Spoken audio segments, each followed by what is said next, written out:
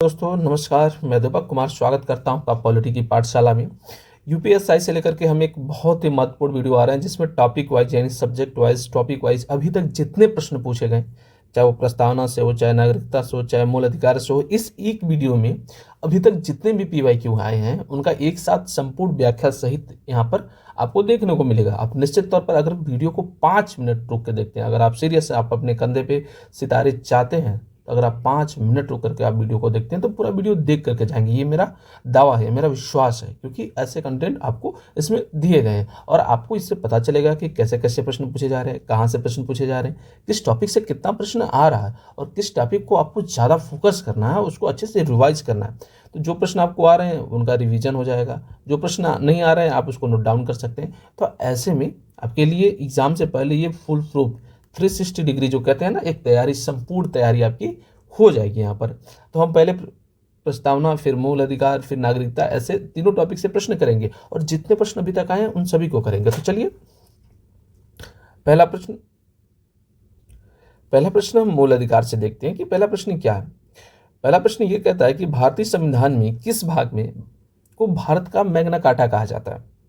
ये 2021 का प्रश्न है, सिप्टो का तारीख भी आपको यहाँ पर दिया हुआ है। यानी भारतीय संविधान में किस भाग को भारत का मैग्ना कार्टा कहा जाता है। तो इसका सही जवाब क्या होगा? इसका सही जवाब होगा ऑप्शन बी। ऑप्शन बी होगा, ठीक है। यानी भाग 3 को भारत का मैग्ना कार्टा कहा जाता है। अच्छा, इसमें भाग 3 में है क्या?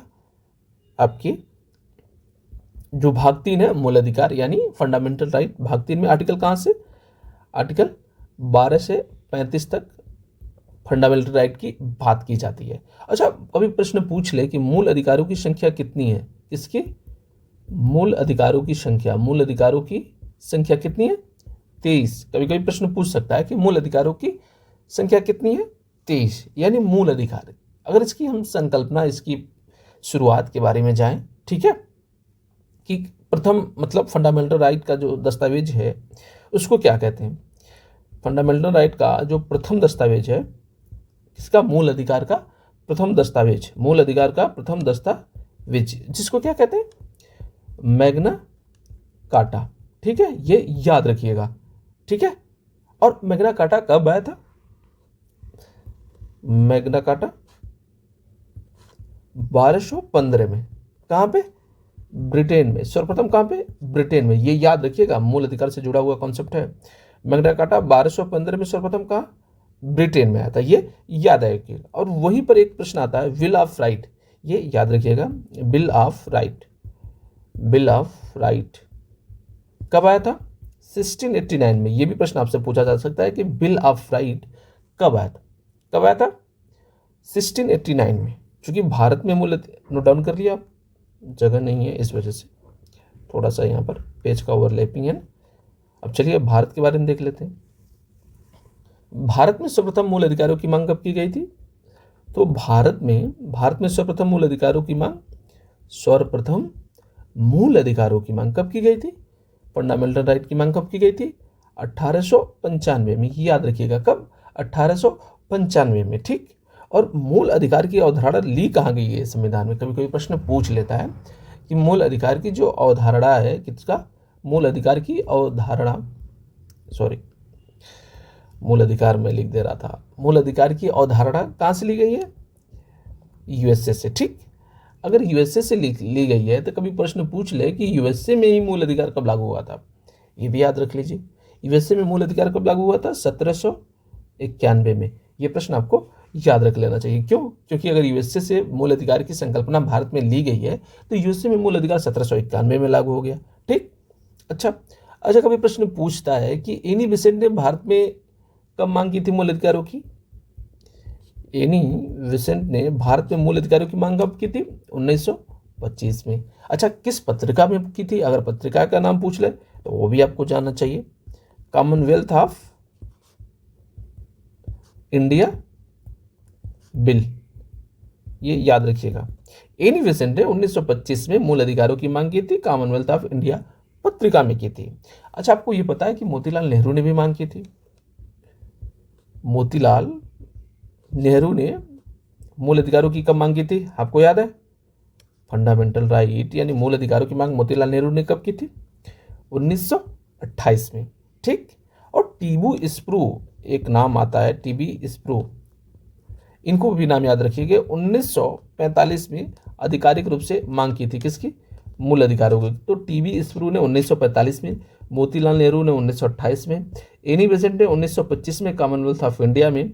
और मूल अधिकारों की अवधारणा यूएसए से ली गई है और यूएसए में 1791 में लागू हुआ था और भारत में सर्वप्रथम मूल अधिकारों की मांग 1895 में की गई। चलिए आगे और भी आपको विस्तार से यहाँ पर व्याख्या देखने को मिलेगा।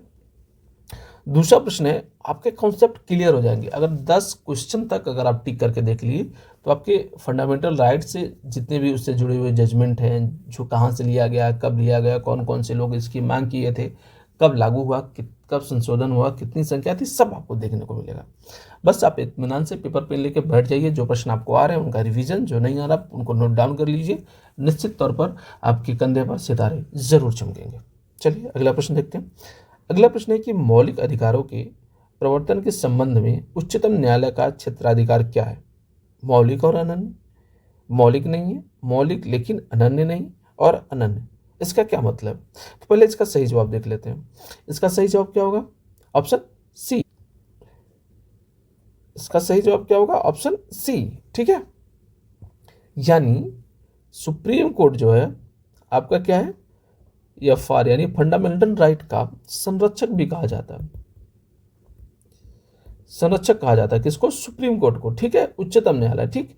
अच्छा, आप मूल अधिकारों के प्रवर्तन के लिए किस आर्टिकल के तहत जाते हैं? आर्टिकल 32 के तहत आप कहाँ जाते हैं? सुप्रीम कोर्ट में जाते हैं। अगर आपको हाई कोर्ट मूल अधिकारों के तहत मूल अधिकारों को लागू या उनको प्रवर्तन कराने के लिए, उनके संरक्षण के लिए जाना है, तो आपका जो आर्टिकल 226 है इसके तहत आप हाई कोर्ट में जाते हैं, उच्च न्यायालय में। और आर्टिकल 32 के तहत आप उच्चतम न्यायालय जाते हैं और उच्चतम न्यायालय को फंडामेंटल राइट यानी मूल अधिकारों का संरक्षक भी कहा जाता है। ठीक है, चलिए अगला प्रश्न देखते हैं, जिसमें जितनी व्याख्या की जरूरत रहेगी आपके सामने उतनी की जाएगी। प्रश्न नंबर 3 क्या है? प्रश्न नंबर 3 क्या कह रहे हैं? भारतीय संविधान के अनुसार कारखानों में रोजगार के लिए बच्चों की न्यूनतम आयु क्या है? ये तो सिंपल सा प्रश्न है। तो इसका सही जवाब क्या होगा? इसका सही जवाब होगा ऑप्शन डी, 14 वर्ष। न्यूनतम आयु कितनी है? इनकी 14 वर्ष है। अच्छा, ये किस आर्टिकल में है? अगर पूछ ले, आर्टिकल आपका 24, ये याद रखिएगा, अनुच्छेद 24 में भारतीय संविधान के अनुसार कारखानों में रोजगार के लिए बच्चों की न्यूनतम आयु 24 वर्ष होनी चाहिए। कितनी? 24 वर्ष। ठीक है, चलिए अगला प्रश्न देख लेते हैं।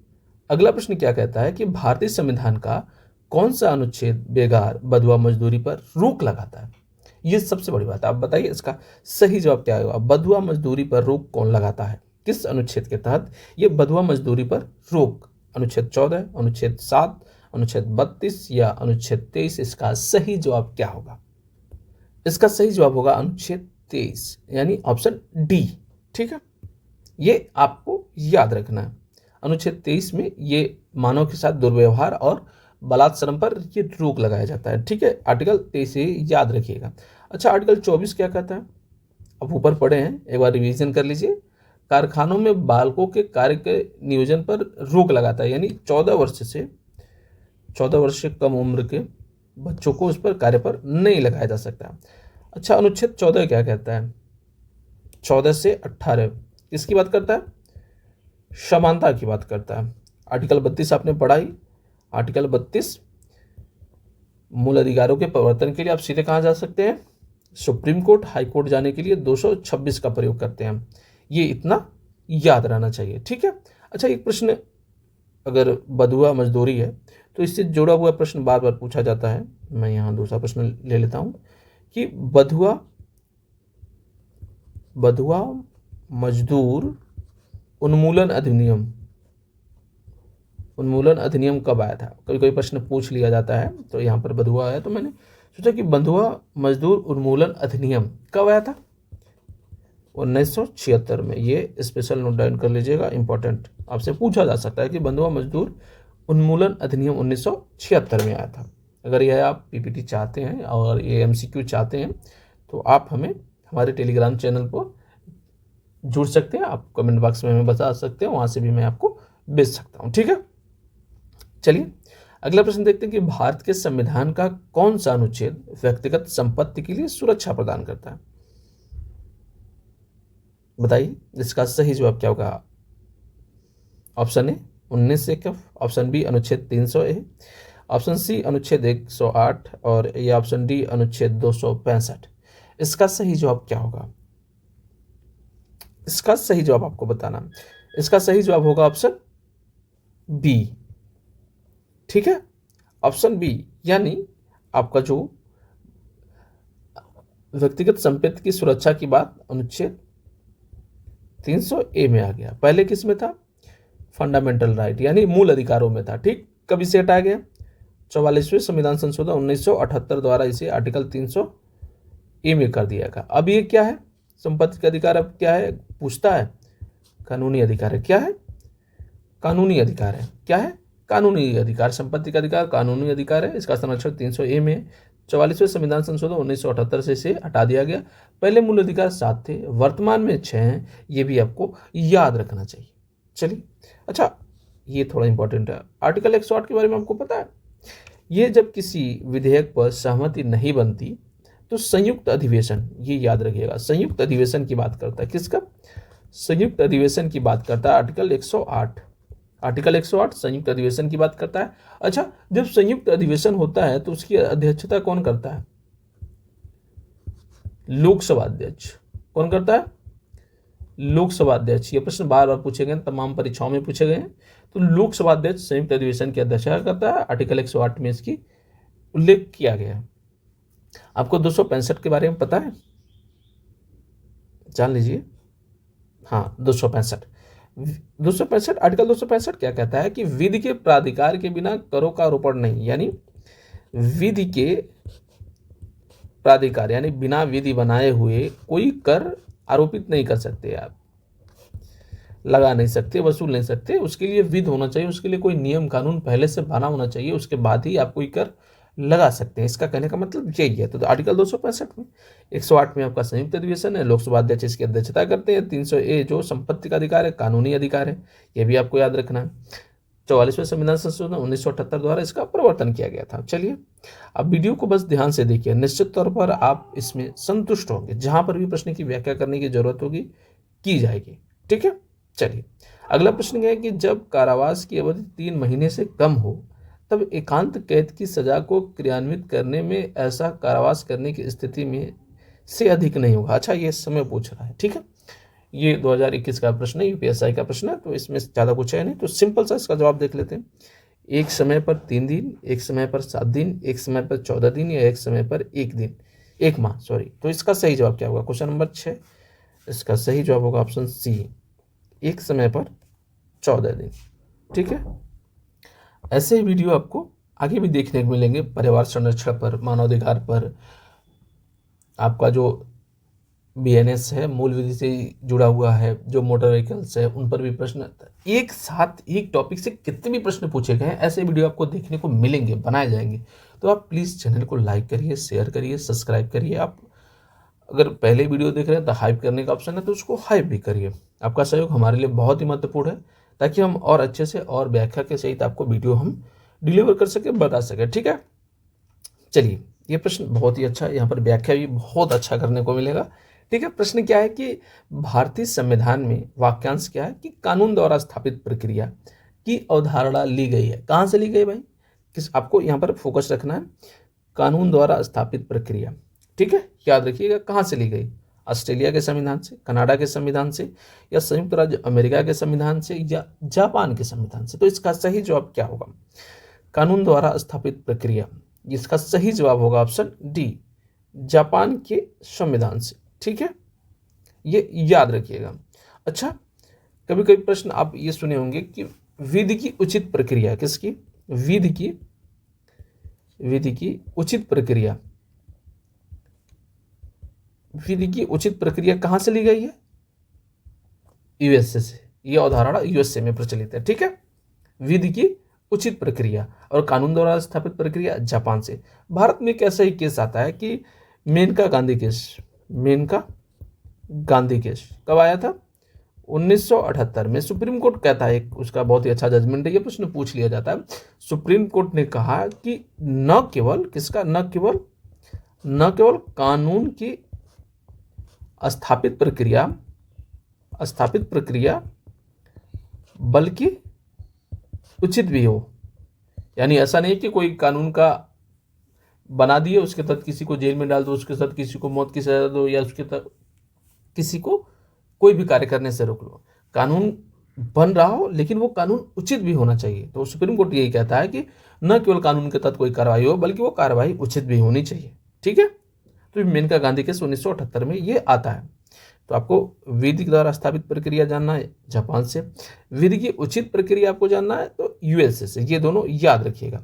चलिए क्वेश्चन नंबर 8 हम देख लेते हैं। क्वेश्चन नंबर 8 क्या कहता है कि बच्चों को मुफ्त और अनिवार्य शिक्षा का अधिकार अधिनियम 2009 शिक्षा को डैश आपको भरना है कि कब से कब वर्ष की उम्र के बीच के हर बच्चे को मौलिक अधिकार बनाता है। ठीक है, उम्र यहाँ पर बताना है। तो इसका सही जवाब क्या होगा? इसका सही जवाब 8 से 16 वर्ष, बी 6 से 16 वर्ष, सी 8 से 14 वर्ष, या डी 6 से 14 वर्ष। तो इसका सही जवाब होगा ऑप्शन डी, 6 से 14 वर्ष के बच्चों के लिए। ठीक, एक आता है आरटी, राइट टू एजुकेशन। ठीक है, ये कब आता है? 2009 में। ये आपको याद रखना है। अच्छा, ये जो आपका जो मौलिक अधिकार बना रहा है 6 से 14 वर्ष के बच्चों के लिए, किस अनुच्छेद में है? आर्टिकल 21A में है। ठीक है, निःशुल्क और अनिवार्य शिक्षा। ठीक है, ये याद रखिएगा।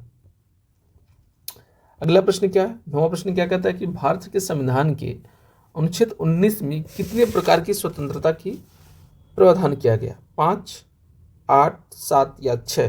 तो इसका सही जवाब है, आप जानते हैं ना, 19(1) का, 19(1) का आपको याद है? मैं बताता हूं। ठीक है, तो पहले हम जानते हैं कितने, 6। ऑप्शन डी होगा इसका। पहले क्या है, अगर 19(1) का में बात करेंगे तो वाक्यों अभिव्यक्ति की। ठीक, 19(1) ख में आप जाएंगे तो शांतिपूर्ण सम्मेलन, 19(1) ख या 19(1) जो भी कहिए, शांतिपूर्ण सम्मेलन की बात कही गई है। 19 आपका जो है 1 ग में जाएंगे तो संघ या सहकारी समितियां बना सकते हैं।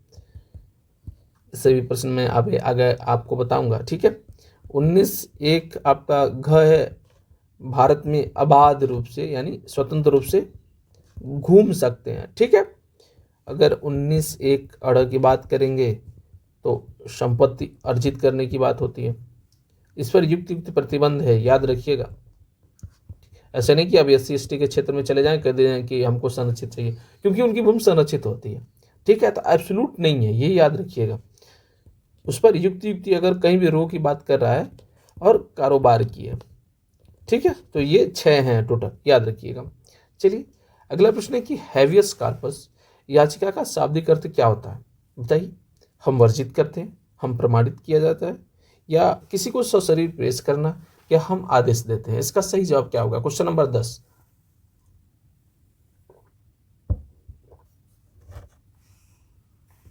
क्वेश्चन नंबर 10 का सही जवाब होगा ऑप्शन सी, किसी को सशरीर पेश करना। ठीक है, ये आप रीट आपको याद है सभी? नहीं है? देख लेते हैं। ठीक है, किसी को सशरीर पेश करना यानी बंदी प्रत्यक्षीकरण गैर कानूनी तरीके से नहीं कर सकती। परमादेश के बारे में आपको पता है?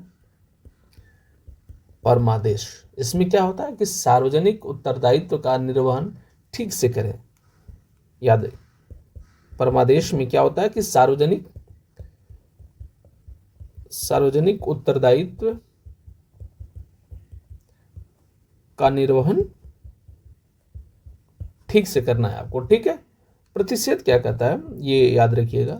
प्रतिषेध कहता है कि सुप्रीम कोर्ट एंड जो हाई कोर्ट है, निचले अदालत यानी जो निम्न न्यायालय है या निचला अदालत है, उसकी कार्रवाई पर रोक लगा देता है। किस आधार पर? कि वो अधिकार क्षेत्र से बाहर है।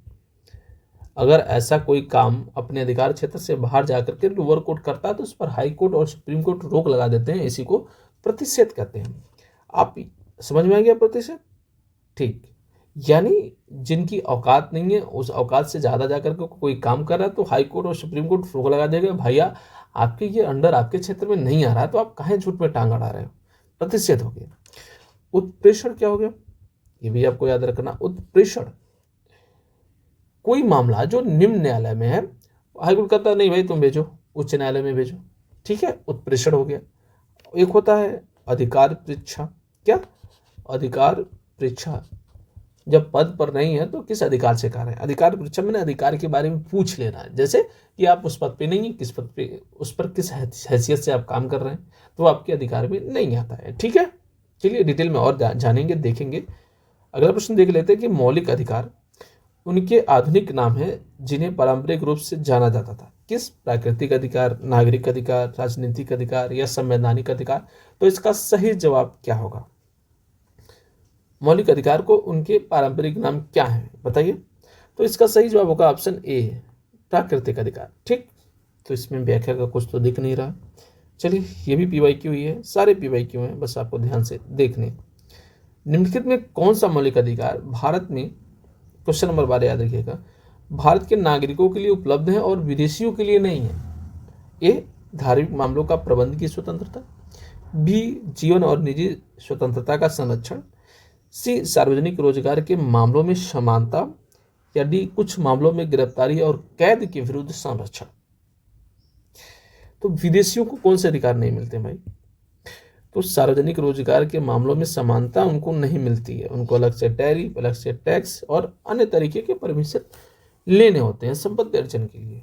तो ऐसे ही प्रश्न पूछ ले कि ऐसे किन किन अनुच्छेद जो है, कौन कौन सा मूल अधिकार है जो केवल भारतीय नागरिकों को मिलते हैं। तो ये आपको आर्टिकल याद होना चाहिए, मैं लिख देता हूँ, नोट कर लीजिएगा। आर्टिकल 15, 16, 19, 29 और जो 30 है वो केवल भारतीयों को मिलता है। किसको? केवल भारतीयों को।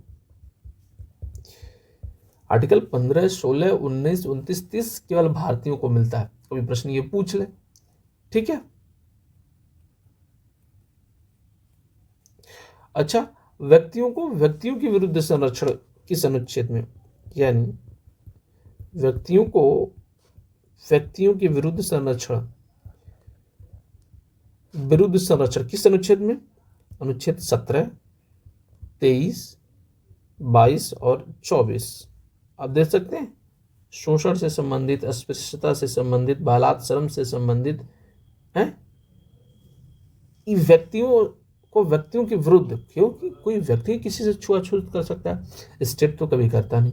किसी का शोषण कोई व्यक्ति करता है, स्टेट भी करता है। आजकल तो वो जो कॉन्ट्रैक्ट बेस चल रहा है, जो संविदा पर, जो आउटसोर्सिंग पर चल रहा है, एक तरीके का शोषण ही तो है। ठीक है, चलिए आगे बढ़ते हैं। क्वेश्चन नंबर 13 देखते हैं कि वनों, झील, नदियों और वन्य जीवों सहित प्राकृतिक पर्यावरण की रक्षा करना और उसमें सुधार करना क्या है? व्यक्तिगत अधिकार है, विधिक अधिकार है, मौलिक अधिकार है या मौलिक कर्तव्य? तो इसका सही जवाब क्या होगा? क्वेश्चन नंबर 13, इसका सही जवाब हमें बताइए। मौलिक कर्तव्य भाग 4 कहां से आ गया भाई? मूल अधिकारों में घुस रहे हो, इसमें अच्छी बात नहीं, लेकिन देख लेते हैं, इनका भी पोस्टमार्टम कर लेंगे।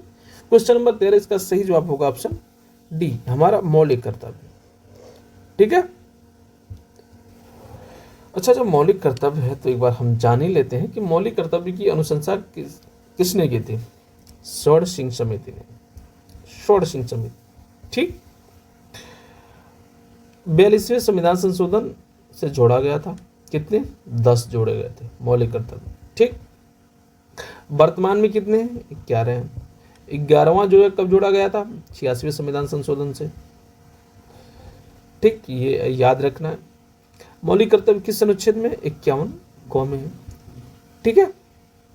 चलिए, अब इससे ज़्यादा इसमें क्या ही बताएं, जब इस टॉपिक को पढ़ाएंगे तो और सुंदर और बहुत बेहतर व्याख्या की जाएगी। अगर आपको वीडियो पसंद आ रहा हो सच में, तो आप कमेंट बॉक्स में हमें ज़रूर बताइए किन किन टॉपिक से चाहिए आपको। BNS से चाहिए, भूमि सुधार से चाहिए, आपको पर्यावरण संरक्षण से चाहिए, मानवाधिकार से चाहिए, मोटर व्हीकल से चाहिए, कोई भी टॉपिक को अगर आपको वीडियो चाहिए हमें कमेंट बॉक्स में बताइए।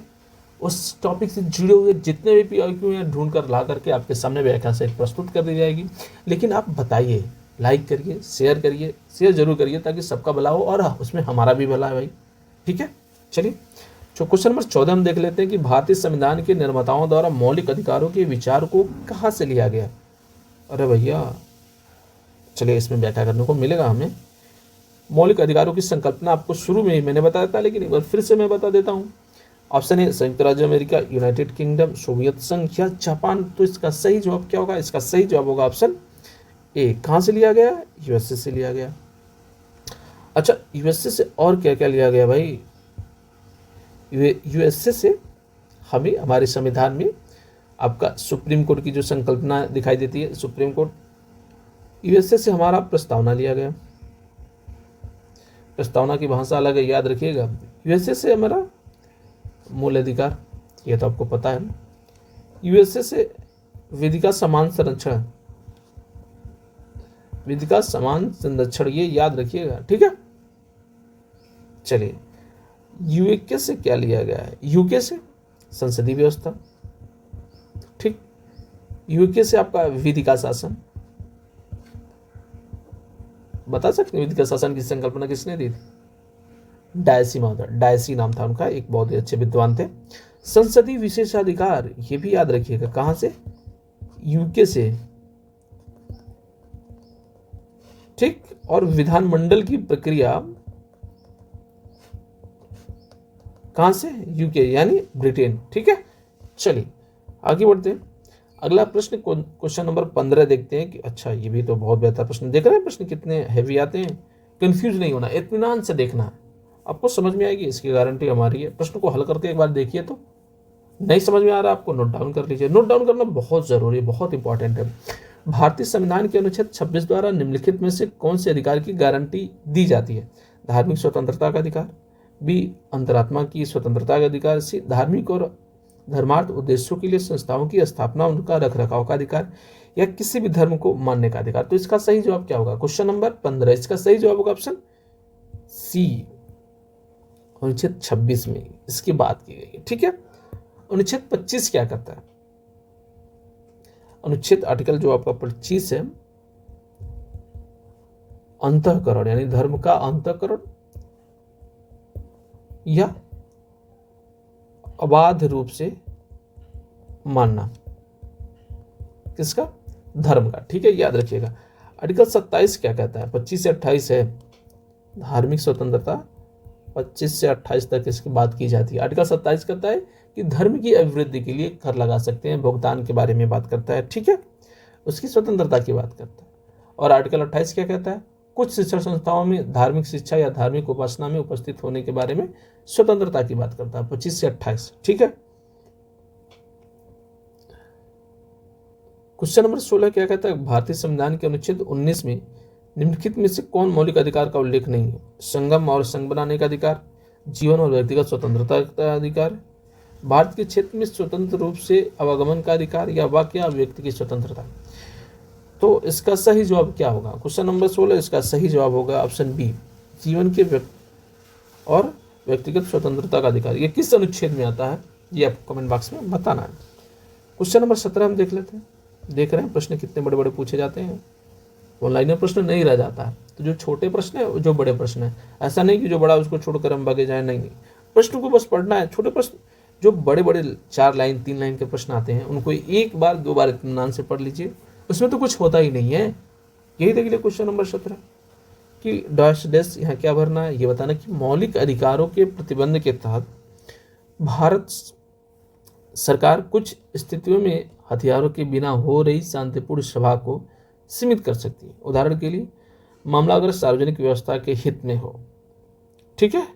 तो कौन सा अधिकार? यहाँ लिख दीजिए आप स्वतंत्रता, ठीक है। और आप प्रश्न पढ़ लीजिए। स्वतंत्रता के मौलिक अधिकार के प्रतिबंध के तहत सरकार कुछ स्थितियों में, जो युक्त बोला जाता है, हथियारों के बिना हो रही शांतिपूर्ण सभा को भी सीमित कर सकती है, ठीक है। चलिए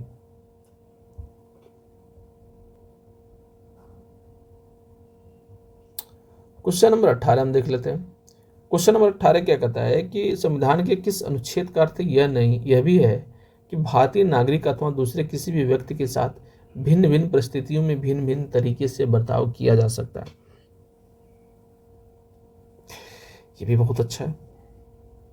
किस अनुच्छेद में, ये आपको बताना। तो इसका सही जवाब होगा आर्टिकल 14। ठीक है। 15 क्या कहता है कि धर्म, मूल, वंश, जाति या लिंग के आधार पर भेदभाव नहीं कर सकते, जन्मस्थान के आधार पर भेदभाव नहीं कर सकते। आर्टिकल 18 या उपाधियों की अंत की बात करता है, लेकिन पुरस्कार ले सकते हैं। ठीक है, उपाधि नहीं मिलती है, पुरस्कार ले सकते हैं। ठीक है। अच्छा, ये प्रश्न देखिए, बहुत ही प्यारा प्रश्न है कि स्वतंत्रता के अधिकार में निहित है कोई भी पेशा अपनाना, भाषण की स्वतंत्रता, अस्पृश्यता का उन्मूलन, धर्म का पालन एवं प्रचार वर्ष। तो इसका सही जवाब क्या होगा? क्वेश्चन नंबर 19, इसका सही जवाब होगा ऑप्शन सी,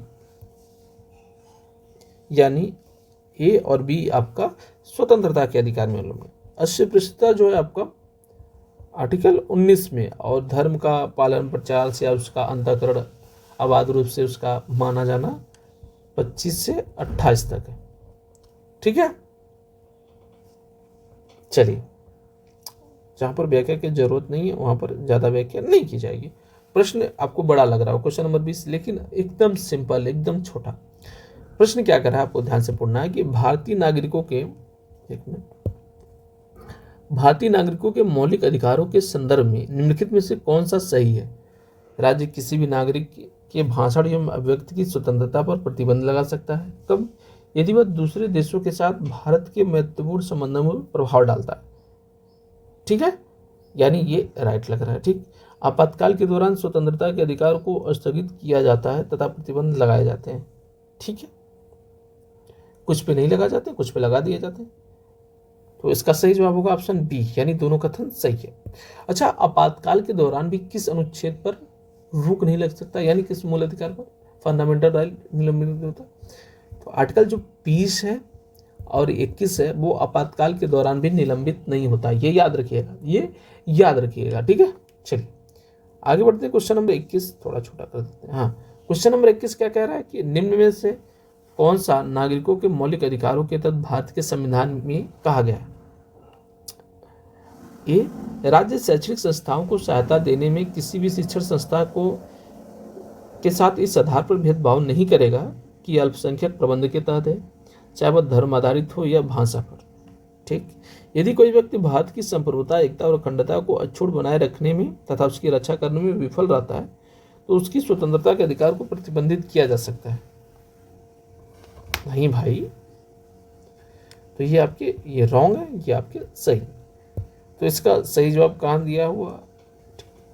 क्वेश्चन नंबर 21, हाँ डी होगा, क्योंकि आपका ये सही है और ये गलत है।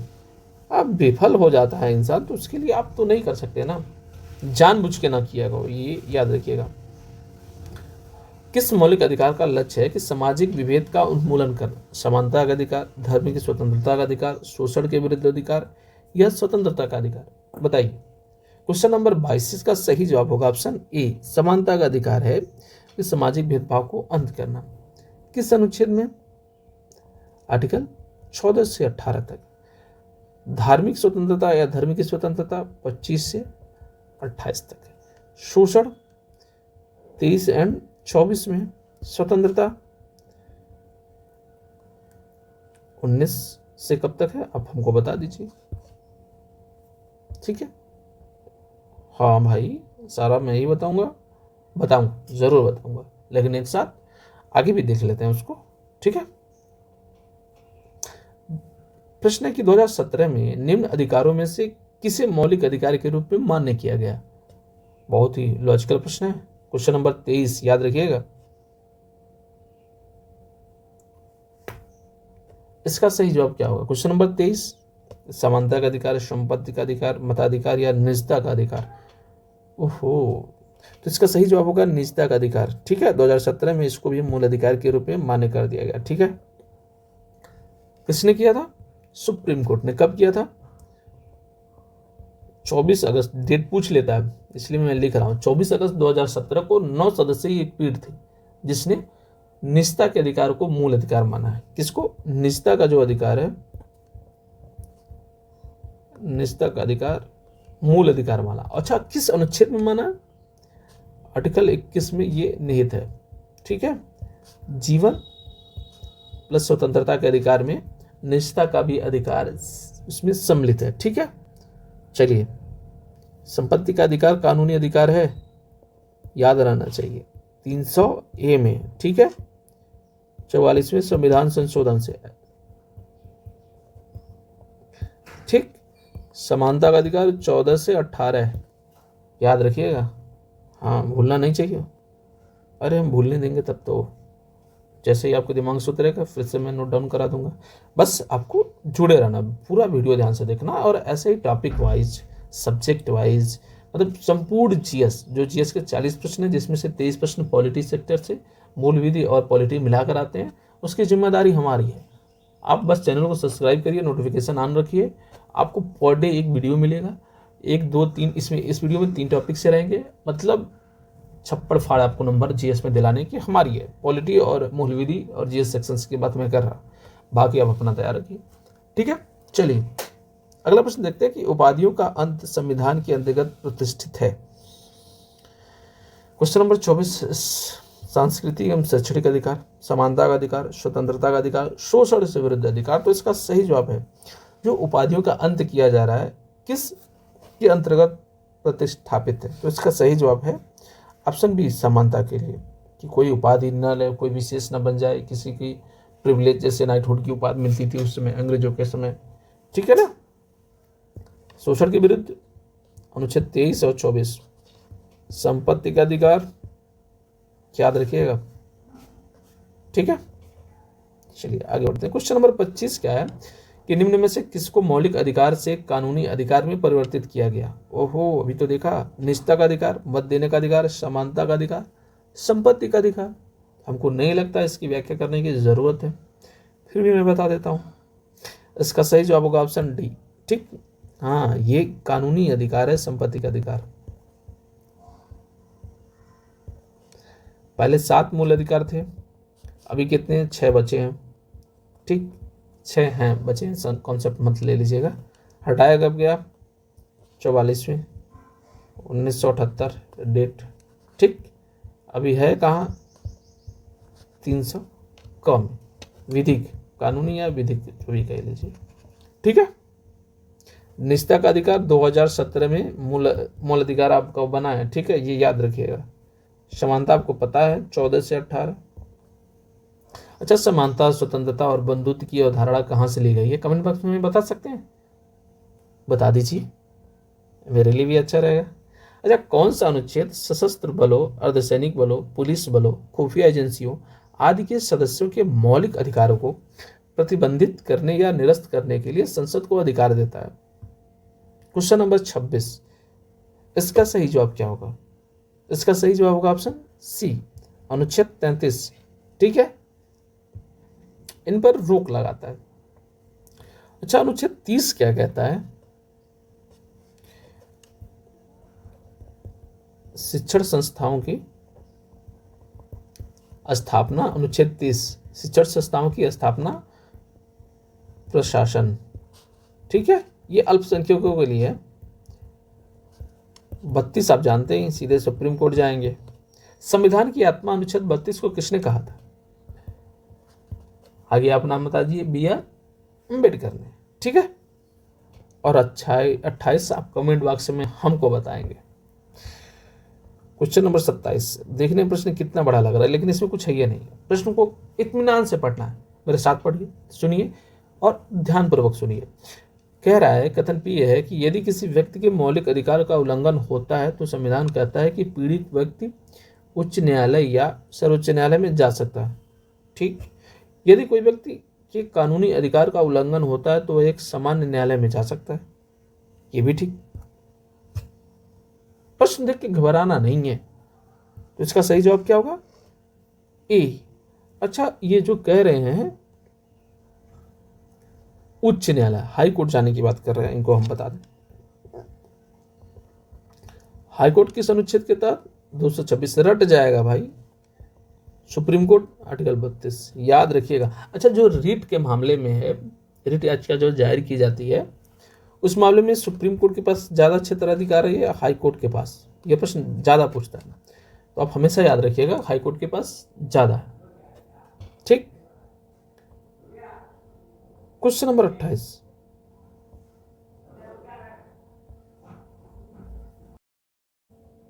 क्वेश्चन नंबर 28 हम देखते हैं कि निम्न मौलिक अधिकारों को उन अनुच्छेद के आरोही क्रम में लगाएं जिनके तहत वे संविधान में दिखाई देते हैं। स्वतंत्रता का अधिकार, शोषण के विरुद्ध अधिकार, समानता का अधिकार या सांस्कृतिक और शैक्षणिक अधिकार। ठीक है, तो क्वेश्चन नंबर आपका 28, इसका सही जवाब क्या होगा? क्वेश्चन नंबर 28 इसका सही जवाब होगा ऑप्शन बी। कैसे? पहले आपका क्या आएगा? समानता का अधिकार 14 से 18, अनुच्छेद 14 से 18 समानता का अधिकार, याद रखिएगा। स्वतंत्रता का अधिकार आपका कहाँ आएगा? मैंने जो छोड़ा था 19 से 22 तक, ये स्वतंत्रता का अधिकार है। ठीक है। शोषण के विरुद्ध अधिकार आर्टिकल 23 + 24। ठीक। और सांस्कृतिक और शैक्षणिक धार्मिक, सांस्कृतिक शैक्षणिक 25 से 31, या जो भी आप जोड़ लें, 25 से 1 28 है, फिर 29 और 30 है। ठीक, तो वो उसमें आ जाते हैं। क्वेश्चन नंबर 29 हम देखते हैं और ये आपको प्रश्न बड़ा दिख रहा है, लेकिन इसमें तो कुछ भी नहीं है, बस आपको प्रश्न को पढ़ना है कि नागरिकों के मौलिक अधिकारों के संदर्भ में दिए गए विकल्पों में से कौन सा वक्तव्य सही है? ऑप्शन ए, कोई व्यक्ति विशेष अपने मौलिक अधिकारों का त्याग कर सकता है। ऐसा आपने कभी पढ़ा है? नहीं कर सकता भाई। जो कानून तथा कार्यकारी कार्यवाही मौलिक अधिकारों के विरुद्ध हो वो अमान्य और रद्द माने जाएंगे। बिल्कुल, 29 तो यही तो कहता है। इसका ऑप्शन डी। देखिए इसमें कुछ नहीं, बस इत्मीनान से प्रश्न को पढ़ना था, यानी आप अपने मौलिक अधिकारों का त्याग नहीं कर सकते, याद रखिएगा। ठीक है। क्वेश्चन नंबर 30 है कि जीवन का संरक्षण और व्यक्तिगत आजादी मौलिक अधिकारों के अंग, समानता के खिलाफ, शोषण के खिलाफ, संवैधानिक उपायों के खिलाफ या स्वतंत्रता। क्वेश्चन नंबर 30, इसका सही जवाब क्या होगा? ऑप्शन डी, स्वतंत्रता। अगर आप यहां पर स्वतंत्रता लिख देते हैं, आप पढ़िए, जीवन का संरक्षण और व्यक्तिगत आजादी स्वतंत्रता के मौलिक अधिकार के अंग है। सॉरी, ठीक है। चलिए क्वेश्चन नंबर 31, जहां व्याख्या देखने को मिलेगी जरूर की जाएगी। क्वेश्चन नंबर 31 क्या कहता है कि भारत के नागरिकों के मौलिक अधिकारों के संदर्भ में निम्न में कौन सा सही है? अस्पृश्यता का अपराध है और ऐसा आचरण करने वाले को कानूनी सजा मिल सकती है। सही है। ठीक है। भारत के नागरिक किसी अन्य देश में उपाधि ग्रहण नहीं कर सकते। यह भी सही है। तो इसका सही जवाब क्या होगा? Option C. अस्पृश्यता आपका आर्टिकल 17 में, उपाधियों का अंत आर्टिकल 18 में। ठीक, ये व्यक्ति और राज्य दोनों को विरुद्ध इंसान को प्राप्त होता है। 18 जो है उपाधियों की अंत की बात करता है, लेकिन पुरस्कार ले सकते हैं। ठीक है, ये याद रखिएगा। चलिए क्वेश्चन नंबर 32 देखते हैं कि संविधान के अनुच्छेद 17 के तहत किसी व्यक्ति को प्राप्त होने वाले अधिकार से संबंधित है। आप अभी लास्ट देखेंगे तो इसमें ज्यादा व्याख्या समय भी आपका बहुत ही महत्वपूर्ण है। जो आर्टिकल 17 है वो अस्पृश्यता से जुड़ा हुआ है, लेकिन इससे जुड़े हुए कुछ कानून बनाए गए हैं जिनको आपको याद रखना है, जान लेना है, जहां से प्रश्न पूछे जाते हैं। तो एक आता है, एक अधिनियम है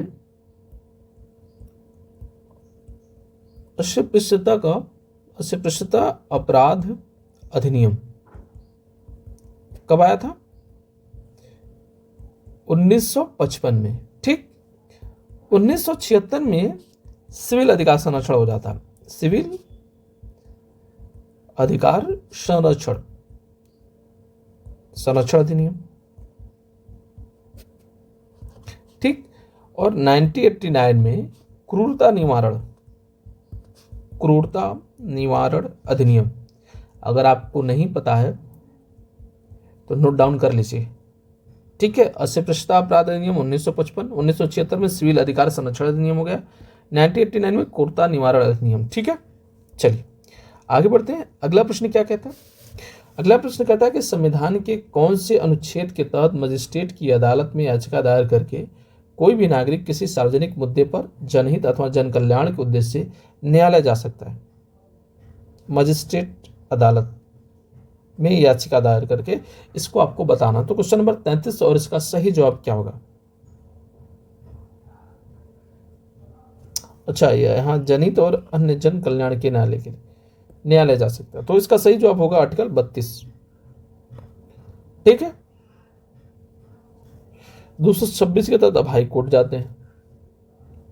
चलिए आगे बढ़ते हैं। क्वेश्चन नंबर 34 क्या कहता है कि भारतीय संविधान के लेख के साथ निम्नलिखित अधिकारों में से कौन सा गलत तरीके से मेल खाता है? शोषण के विरुद्ध अधिकार 23-24 सही है। समानता का अधिकार 14 से 18 ये भी सही है। स्वतंत्रता का अधिकार 19 से 22 सही है। धर्म की अबाध रूप से ये आपका गलत है, यहाँ पर गलत तरीके से मेल खाता है, तो उसको हमको ढूंढना था, तो ये गलत तरीके से मेल खाता है।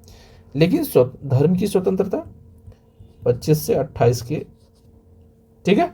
चलिए अगला प्रश्न है कि क्वेश्चन नंबर 35, हाँ, मानवाधिकार की सार्वभौमिक घोषणा में उल्लेखित मानवाधिकार के सिद्धांत भारतीय संविधान के किस अनुच्छेद में निहित हैं? अनुच्छेद 12 से 51 है, अनुच्छेद 5 से 35, अनुच्छेद 36 से 51 है, अनुच्छेद 12 से 51। तो इसका सही जवाब क्या होगा? इसका सही जवाब होगा ऑप्शन डी, यानी जो मानवाधिकार की सार्वभौमिक घोषणा, यही जान लीजिए कब हुई थी? सबसे पहले 10 दिसंबर 1948 में, ठीक। और जो मानवाधिकार की संकल्पना है वो मूल अधिकार प्लस नीति निर्देशक तत्व और मौलिक कर्तव्यों में, इन सब में देखा जाता है, ठीक है। चलिए आगे बढ़ते हैं। क्वेश्चन नंबर 36 क्या कहता है? बड़ा प्रश्न है, इसमें कुछ व्याख्या है ही नहीं, 2 मिनट में कर ला जाएंगे कि भारतीय संविधान की धारा 22 के अनुसार अधिकतम कितने समय के भीतर गिरफ्तार करके हिरासत में लिए गए किसी व्यक्ति को निकटतम मजिस्ट्रेट के समक्ष प्रस्तुत करने होते हैं? 48 घंटे, 120, 72 या 24? तो इसका सही जवाब होगा ऑप्शन डी, 24 घंटे में आपको प्रस्तुत करने होते हैं। 37 भी आपको बड़ा दिख रहा है ना? कुछ नहीं करना, बस पढ़ना है, कोई कुछ है ही नहीं इसमें। प्रश्न है कि कानूनी अधिकार एक सामान्य कानून द्वारा सुरक्षित किए गए, ठीक। उस कानून को बदलकर विधायिका द्वारा कानूनी अधिकारों को बदला जा सकता है या हटाया जा सकता है? मतलब सिंपल सा प्रश्न है, दिखने में बड़ा, तो इसका सही जवाब क्या होगा? ऑप्शन ए, दोनों सही है, ठीक है। चलिए निम्नलिखित में से कौन सा वक्तव्य भारतीय संविधान में नागरिकों के मौलिक अधिकारों के में उल्लेखित है? किसी भी व्यक्ति को एक ही अपराध के लिए एक से अधिक बार दंडित नहीं किया जा सकता। यहाँ याद रखिए, किसी भी व्यक्ति को उसकी इच्छा के विरुद्ध देश की रक्षा और राष्ट्र की सेवा के लिए बाध्य नहीं किया जा सकता, ठीक। तो 38 में इसका सही जवाब क्या होगा? 38 में इसका सही जवाब होगा ऑप्शन डी, केवल ए। इसका उल्लेख मौलिक अधिकारों के रूप में है, इसका उल्लेख नहीं है, ठीक है। अगला प्रश्न है कि निम्नलिखित में से कौन सा सही मिलान है? अनुच्छेद 19 संघ बनाने का अधिकार, अनुच्छेद 19 किसी पेशे या अभ्यास करने का अधिकार, अनुच्छेद 19 भाषण और अभिव्यक्ति की स्वतंत्रता का अधिकार। तो इसका सही जवाब होगा ऑप्शन सी, ठीक है। आगे बढ़ते हैं। क्वेश्चन नंबर 40 कहता है कि भारतीय संविधान के अनुच्छेद 20 संबंधित है पदवियों का उन्मूलन, दोस्ती के संबंध में संरक्षण, नागरिकता के अधिकारों की निरंतरता या सहकारी समितियों को प्रोत्साहन।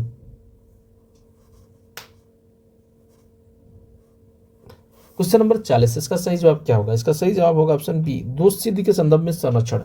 किसी व्यक्ति को एक अपराध के लिए एक बार दंड दिया जा सकता है, एक बार ही, एक अपराध के लिए। अपराध के वक्त याद रखिएगा, अपराध के वक्त जिस कानून के तहत सजा दी रही वो कानून विद्यमान होना चाहिए, ये नहीं कि अपराध के बाद कानून बना करके उसको सजा दिया। और स्वयं के विरुद्ध न्यायालय में गवाही नहीं दे सकते, आप नहीं दिलवा सकते जबरदस्ती, ठीक है। अच्छा, सहकारी समितियां जानते हैं कब आया था? 97वें संविधान संशोधन कब आया था? 2011 में। किस अनुच्छेद में है ये आप हमको कमेंट बॉक्स में बताइए। भारतीय संविधान के अनुच्छेद 21A के तहत राज्य को किस उम्र से किस 14 वर्ष की आयु के बच्चे को मुफ्त और अनिवार्य शिक्षा प्रदान की जाती है? तो ये 41 क्वेश्चन नंबर से। तो इसका सही जवाब क्या होगा? 6 से 14 आपको पता ही है, तो 6 से 14 उम्र के बच्चों को निःशुल्क और अनिवार्य शिक्षा। ठीक, किस अनुच्छेद में? 21 से में। किस संविधान संशोधन से? ठीक, और एक है आरटी एक्ट कब आया था? 2009 में आया था। लागू कब हुआ था? ये भी याद रख लीजिए, 2010 में। आरटी एक्ट 2009 में है, 2010 में लागू हुआ था। 66वें संविधान 2002 के तहत 21 से में 6 से 14 वर्ष को निःशुल्क और अनिवार्य शिक्षा की बात की जाती है। क्वेश्चन नंबर आपका 42 है। भारतीय संविधान का अनुच्छेद 22 में निम्न में से संबंधित है, किससे संबंधित है? धर्म, प्रजाति, जात, लिंग या जन्म स्थान के आधार पर भेदभाव, ये गलत। सार्वजनिक रोजगार के मामले में अवसर की समानता, सोच सकते हैं। कुछ मामलों में गिरफ्तारी और हिरासत में खिलाफ संरक्षण, संपत्ति का अधिकार, तो ये हो ही नहीं सकता। तो इसका सही जवाब क्या होगा बताइए? इसका सही जवाब होगा ऑप्शन सी, क्वेश्चन नंबर 42 सी। ठीक, रोजगार की समानता तो यहां आती ही नहीं है। ठीक है, संपत्ति का अधिकार विधि का अधिकार है अभी। ठीक है, ये याद रखिएगा। ठीक है, और जिस व्यक्ति को हिरासत में लिया जाता है उसका कारण बताना होता है। वकील, आप उसको अपना वकील रखने की अनुमति देंगे, मिलने की अनुमति देंगे। ठीक है, और नजदीक के मजिस्ट्रेट के समक्ष उसको 24 घंटे के अंदर प्रस्तुत करना होता है। फिर क्वेश्चन नंबर 43 क्या कह रहे हैं? भारत के संविधान के अनुच्छेद 24 के तहत वर्ष में कम आयु के कितने कम आयु के बच्चों को किसी कारखाने में कार्य करने के लिए नियोजित नहीं किया जाएगा। ये भी सही है। क्वेश्चन नंबर 43, तो इसका सही जवाब क्या होगा? इसका सही जवाब होगा ऑप्शन 14 वर्ष से कम उम्र ना हो बच्चों की। ठीक है, शोषण आर्टिकल 23 एंड 24 में इसका विस्तार से उल्लेख किया गया है। ठीक है, 17 अस्पृश्यता का अंत है। 16 अवसर की समानता में आता है। आरक्षण की बात यहाँ पर आती है। शैक्षणिक संस्थानों में आरक्षण, ठीक है, नौकरियों में आरक्षण, इसका डिटेल व्याख्या आपको आगे मिलेगा। चलिए, क्वेश्चन नंबर 44 हम देखते हैं कि भारत के संविधान का निम्नलिखित में से कौन सा अनुच्छेद, एक मिनट, राष्ट्रपति के चुनने की प्रक्रिया से संबंधित है। अच्छा, राष्ट्रपति का चुनाव, ओके ओके, कोई बात नहीं, रुक जाओ भाई, मैं मार दूंगा। इसका सही जवाब क्या होगा? भारत के संविधान का निम्नलिखित में से कौन सा अनुच्छेद राष्ट्रपति के चुनाव की प्रक्रिया, इस पर आपको फोकस करना है। तो इसका चुनाव की प्रक्रिया किसमें भाई? क्वेश्चन नंबर 44, और इसका सही जवाब होगा ऑप्शन बी, अनुच्छेद 55 में है। ठीक है, चुनाव की प्रक्रिया का उल्लेख। ठीक, 74 में क्या है? मतलब राष्ट्रपति को सलाह लिख देते हैं, राष्ट्रपति के सलाह एंड सहायता के लिए मंत्रिपरिषद होगी। ये याद रखिएगा, क्या? आर्टिकल 64। अगर इनकी नियुक्ति की बात हो रही तो आर्टिकल 61 क्या कहता है? राष्ट्रपति पर महाभियोग की बात करता है। ठीक, अच्छा, आर्टिकल 51 क्या कहता है? अंतर्राष्ट्रीय शांति एवं सुरक्षा की में बढ़ावा दिया जाए, उनकी अभिवृद्धि की बात करता है। ठीक है, चलिए, लैंगिक समानता हेतु कौन सा उपाय अनुचित है? महिला सशक्तिकरण, ठीक है, समान वेतन, ठीक है, दहेज विरोधी कानून, ये भी ठीक है, लेकिन घर के बाहर जबरदस्ती काम पर नहीं भेज सकते, तो ये काम अनुचित है, बाकी सब उचित है। चलिए, प्रश्न ये आपको देखने चाहिए। चैनल को लाइक, शेयर और सब्सक्राइब जरूर करिएगा, ये हमको प्रेरित करता है ताकि और अच्छे से और बेहतर आपको वीडियो, आपको अच्छे क्वेश्चन और जो भी अभी तक टॉपिक वाइज है, जिससे आप ये समझ पाएँ कि प्रश्न कहाँ से आ रहे हैं, कैसे आ रहे हैं, किस तरीके के प्रश्न आपको तैयार करने हैं। और इतना फैक्ट और डाटा तो आपको मिल ही रहा है। 1 से 2 बार अगर आप वीडियो को देखते हैं तो निश्चित तौर पर ये टॉपिक्स आप कहीं नहीं फंसेंगे, याद हो जाएगा, या हो चुका होगा, या पहले से आ रहा, कुछ नहीं आ रहा, वो आपको मिल जाएगा। अगर आ रहा है तो आपका रिवीजन हो जा रहा है, तो इत्मीनान से पेन पेपर लेकर जरूर बैठेगा। कंधे पर सितारे तभी आएंगे जब हाथ में कलम होगा। ठीक है, क्वेश्चन नंबर 46 क्या कहता है कि किस मौलिक अधिकार का उल्लंघन होने पर कोई भी नागरिक किस अधिकार का सहारा लेकर अदालत में जा सकता है? समानता का अधिकार, स्वतंत्रता का अधिकार, संवैधानिक उपचार का अधिकार, या उपयुक्त सभी? ये तो आसान है। क्वेश्चन नंबर 46, ये संवैधानिक उपचार का अधिकार जो है, ठीक है। Article 32 supreme court, 226 high court, B.R. Ambedkar ने आर्टिकल 32 को संविधान की आत्मा कहा। ये याद रखना है। समानता का अधिकार 14 से 18, 19 से 22, ठीक। अगर धर्म की बात आएगा 25 से 28, ये याद रखना चाहिए। ये थोड़ा कभी कभी पूछ लेता है घुमा करके। ऐसा नहीं कि प्रश्न नहीं आपको आ रहे होते, लेकिन रिवीजन नहीं होने से, रिपीटेशन नहीं होने से आपको प्रश्न वहाँ पर दिमाग में नहीं चढ़ते हैं। रुक जाओ भाई। धर्म की स्वतंत्रता का अधिकार किस अनुच्छेद में है? देखिए आगे आगे 47, क्वेश्चन नंबर 47, धर्म की स्वतंत्रता की बात अनुच्छेद 25 से 28 में करता है। 14 से 18 आपका समानता है। 51 अंतर्राष्ट्रीय शांति और सुरक्षा में बढ़ावा की बात करता है। क्वेश्चन नंबर 48, भारतीय संविधान के किस अनुच्छेद के अंतर्गत प्रत्येक नागरिक को मानवीय गरिमा से जीने का अधिकार है? अनुच्छेद 21, 14, 15 या 20? तो गरिमा के साथ जीने का अधिकार। क्वेश्चन नंबर 48, इसका सही जवाब होगा ऑप्शन ए 21, गरिमा के साथ जीने की बात करता है, ठीक है। ये समानता की बात करते हैं। और जो आपका आर्टिकल 1 है वो नागरिक, याद रखिएगा, नागरिक प्लस गैर नागरिक दोनों को प्राप्त है, ठीक है। अच्छा, आप इंदिरा साहनीवाद जानते हैं? इंदिरा साहनीवाद कब आया और था क्या? ये बोला था 50% से ज्यादा आरक्षण नहीं दिया जा सकता। और इंदिरा साहनीवाद का डेट आपको कमेंट बॉक्स में बताना, या फिर तो मैं बताऊंगा ही। भारत में संपत्ति का अधिकार अब रह गया है संवैधानिक, मौलिक, कानूनी या प्राकृतिक?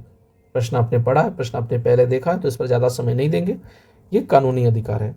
बस आपको हम इतना बता देंगे किस अनुच्छेद में है, आपको भी शायद याद होगा, ठीक। किस संविधान संशोधन से गया था? 44 में। कब? 1978। अब क्या है? कानूनी अधिकार, ठीक। ये बस इतना ही याद रखना। अब इस प्रश्न से वो क्या पूछ सकते हैं, ठीक। मौलिक अधिकार भाग 3, 12 से 35, यूएसए से लिया गया है।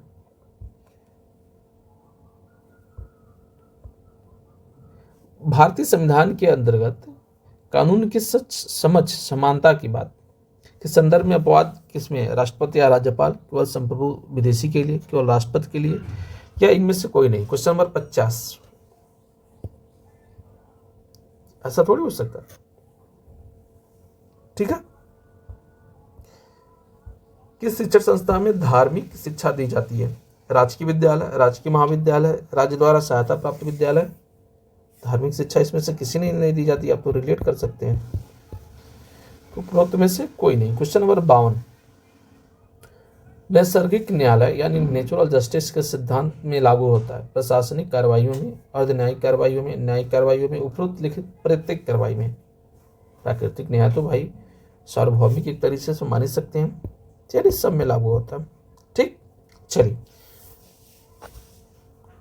एक मिनट, क्वेश्चन नंबर 52 और ये 53, एक नागरिक द्वारा सभा करने के लिए अधिकार का प्रयोग किया जा सकता है बशर्ते सभा शांतिपूर्ण हो या सभा शांति विहीन हो। शांति विहीन तो नहीं हो सकती। तो क्वेश्चन नंबर 53 का क्या होगा? ए।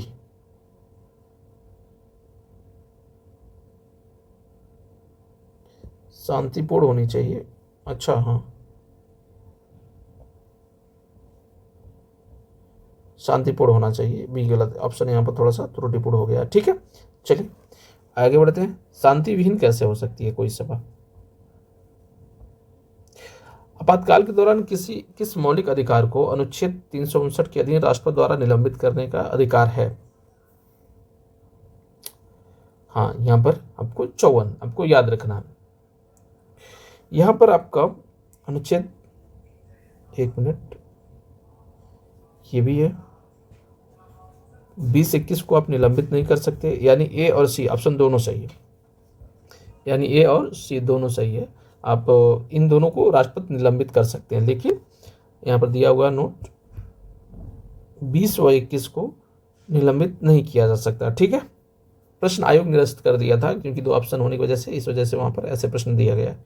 ठीक है। क्वेश्चन नंबर 55 क्या कहता है कि भारतीय संविधान का अनुच्छेद 25 संबंधित है, आपको पता ही है, धर्म की स्वतंत्रता, निजी स्वतंत्रता, आर्थिक समानता, सामाजिक स्वतंत्रता। तो इसका सही जवाब क्या होगा क्वेश्चन नंबर 55, और इसका सही जवाब होगा ऑप्शन ए, धर्म की स्वतंत्रता से संबंधित है। ठीक है। क्वेश्चन नंबर 56 हम देख लेते हैं कि भारतीय स्वतंत्रता का कौन सा अनुच्छेद मौलिक अधिकारों का संवैधानिक उपचार प्रदान करता है। क्वेश्चन नंबर 56, इसका सही जवाब क्या होगा, संवैधानिक उपचार। तो इसका सही जवाब होगा ऑप्शन ए। ठीक है। चलिए, यहाँ पर व्याख्या की जरूरत नहीं है। निम्नलिखित में से कौन सा मूलभूत अधिकार नहीं है, इतना तो आपको पता होगा। समानता का अधिकार, संपत्ति का अधिकार, शोषण के विरुद्ध अधिकार, बोलने का अधिकार। तो जो पहले संपत्ति का अधिकार था, लेकिन अभी मूलभूत अधिकार नहीं है। ठीक है। समानता का अधिकार है, शोषण के विरुद्ध अधिकार है, और बोलने की स्वतंत्रता भी है। क्वेश्चन नंबर 58 क्या कहता है कि धर्म, मूल वंश, जात, लिंग या जन्मस्थान के आधार पर विभेद यानी डिस्क्रिमिनेशन का प्रतिषेध संविधान के किस अनुच्छेद में। तो आपको याद रहना चाहिए ऑप्शन डी, 12 राज्य की परिभाषा, 13 अनुच्छेद 13 यह कहता है कि कोई आप ऐसा कानून बनाते हैं जो मूल अधिकारों से टकराता है तो वहां तक वो शून्य घोषित है। 14 समानता की बात आ जाती है। ठीक है। विधि के समक्ष समानता का अधिकार संविधान के किस अनुच्छेद में है, विधि के समक्ष समानता। क्वेश्चन नंबर 59, अनुच्छेद 8 जवान पे उत्तर ही रटा हुआ है, इसका सही जवाब होगा ऑप्शन सी, अनुच्छेद 14। ठीक है। मैं क्या करूं भाई, आप लोग चैनल को लाइक, शेयर, सब्सक्राइब जरूर करिएगा। भारत के संविधान में संघ शब्द का प्रयोग किस अनुच्छेद में किया गया। संघ शब्द का प्रयोग अनुच्छेद 34, अनुच्छेद 3, अनुच्छेद 13 या संविधान में कहीं भी नहीं। संविधान में किया तो गया है 34। ठीक है। इसका सही जवाब क्या, इसका सही जवाब है ऑप्शन डी, ए, 34। अनुच्छेद 34 में संघ शब्द का प्रयोग किया गया। ठीक है। क्वेश्चन नंबर 61 क्या कहता है, हाँ ये है थोड़ा अच्छा प्रश्न है, यहाँ पर अलग अलग अनुच्छेद और जो कुछ शायद आपको न आ रहे हो तो उनको बताने में भी अच्छा लगेगा। भारतीय संविधान के किस अनुच्छेद में अल्पसंख्यक वर्गों को अपनी रुचि की शिक्षा संस्थाओं की स्थापना और प्रशासन का अधिकार प्रदत्त है। अनुच्छेद 29, अनुच्छेद 30, 31 या 33। तो इसका सही जवाब क्या होगा, इसका सही जवाब होगा ऑप्शन बी, 30। ठीक। अनुच्छेद 29 क्या कहता है, अल्पसंख्यक वर्गों के हितों का संरक्षण। अल्पसंख्यक वर्गों के हितों का संरक्षण। ठीक। 30 तो आपको पता है, शिक्षा संस्थाओं की स्थापना की बात कर रहे हैं। ठीक। आर्टिकल 31 निरस्त हो गया। ठीक है। आर्टिकल 33 आप हमको कमेंट बॉक्स में बता दीजिए। क्वेश्चन नंबर 62 क्या कह रहा है कि भारतीय संविधान के किस अनुच्छेद में अस्पृश्यता का अंत और उसकी उपजी किसी नियोज्यता को लागू करना दंडनीय अपराध है। 17, 18, 21 या 22। तो इसका सही जवाब क्या होगा, इसका सही जवाब होगा ऑप्शन ए, उपाधियों का अंत। आप बाकी दोनों कमेंट में हमें बताइए। क्वेश्चन नंबर 63 क्या कहता है, कौन सा अधिकार डॉक्टर अम्बेडकर द्वारा संविधान की हृदय एवं आत्मा कहा गया है। मैंने बोला ये प्रश्न आएगा और आया। क्वेश्चन नंबर 63 इसका सही जवाब है संवैधानिक उपचार का अधिकार, अनुच्छेद 32। ठीक है। संविधान के किस अनुच्छेद में किस वर्ष से कम आयु के बच्चों को श्रम का प्रावधान नहीं है। तो ये आपको देखते ही प्रश्न 14 से कम उम्र के बच्चे नहीं होने चाहिए। क्वेश्चन नंबर 65 क्या कहता है कि सर्वोच्च न्यायालय द्वारा समुच्च पर्यावरण के अधिकार को किस मौलिक अधिकार में शामिल किया गया। समता के अधिकार में, प्राणी एवं दैहिक स्वतंत्रता के अधिकार में, शोषण के विरुद्ध अधिकार में, या संस्कृत और शिक्षा संबंधी अधिकार। तो 65 में भी होगा। ठीक। क्वेश्चन नंबर 66 ये लास्ट प्रश्न है, भारत मानव अधिकारों की सार्वभौमिक घोषणा का अनुच्छेद 6 किससे संबंधित है। सही जवाब होगा कानून के समक्ष एक व्यक्ति के रूप में मान्यता का अधिकार। ठीक। अच्छा, सार्वभौमिक घोषणा आपको एक बार मैं फिर से बता दूं, 10 दिसंबर 1948 में। ठीक, सार्वभौमिक घोषणा की गई थी। चलिए, प्लीज़ तो चैनल को लाइक करिएगा, शेयर करिएगा, सब्सक्राइब करिएगा। इसी तरीके से और भी किसी टॉपिक को आप चाहते हैं तो कमेंट बॉक्स में मुझे जरूर बताइएगा। सारा जीएस से संबंधित आपको प्रश्न सब्जेक्ट वाइज, टॉपिक वाइज और एक साथ एक वीडियो में व्याख्या सहित कराया जाएगा। बहुत बहुत आभार, बहुत बहुत धन्यवाद चैनल पर बने रहने के लिए।